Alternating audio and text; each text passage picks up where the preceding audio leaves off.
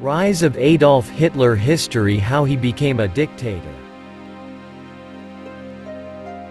Adolf Hitler's rise to power and his eventual dictatorship in Germany during the 1930s is a complex historical process influenced by various factors. Here is a brief overview of the key events that contributed to Hitler's ascent. Early life and political beginnings. Adolf Hitler was born in Austria in 1889. He moved to Germany in 1913 and served as a soldier during World War I. After the war, he joined the German Workers' Party, DAP, which later became the National Socialist German Workers' Party, NSDAP, or the Nazi Party. Beer Hall Putsch. In 1923, Hitler and other Nazi leaders attempted to overthrow the Bavarian government in Munich, a failed coup known as the Beer Hall Putsch. Hitler was arrested, tried, and sentenced to prison. While in prison, he wrote his political manifesto, Mein Kampf, outlining his ideology and plans for Germany's future. Rebuilding the Nazi Party.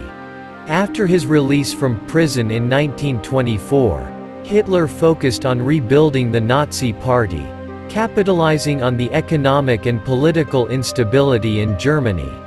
He employed propaganda, mass rallies, and charismatic speeches to public support.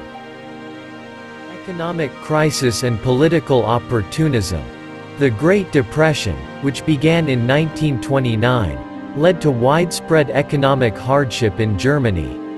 Hitler used the economic crisis and public dissatisfaction with the government to strengthen his position.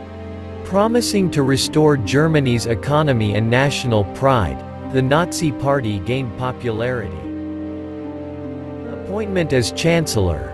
In 1933, conservative politicians believed they could control Hitler and appointed him as the German Chancellor, hoping to use him to their advantage.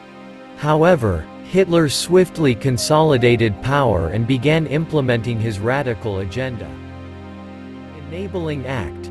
Using the Reichstag fire in February 1933 as a pretext, Hitler convinced President Paul von Hindenburg to issue the Reichstag fire decree, suspending civil liberties. This was followed by the Enabling Act, granting Hitler dictatorial powers and allowing him to pass laws without parliamentary approval. Suppression of opposition. Hitler and the Nazi Party suppressed political opposition by creating the Gestapo, secret state police, infiltrating and controlling various institutions, banning other political parties, and imprisoning or killing dissidents, including communists, socialists, trade unionists, and intellectuals.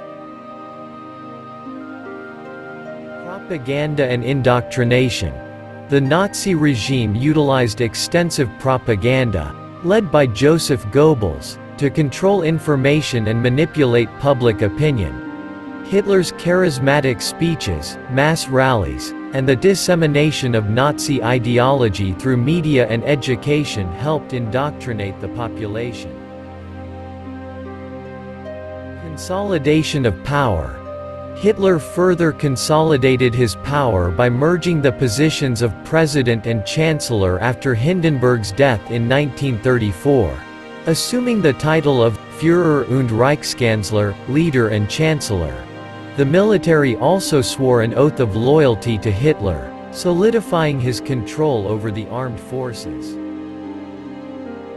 Expansionist policies and World War II. Hitler pursued an aggressive foreign policy, seeking to expand Germany's territories. He violated the Treaty of Versailles by remilitarizing the Rhineland, annexed Austria, and Sluys, and orchestrated the occupation of Czechoslovakia.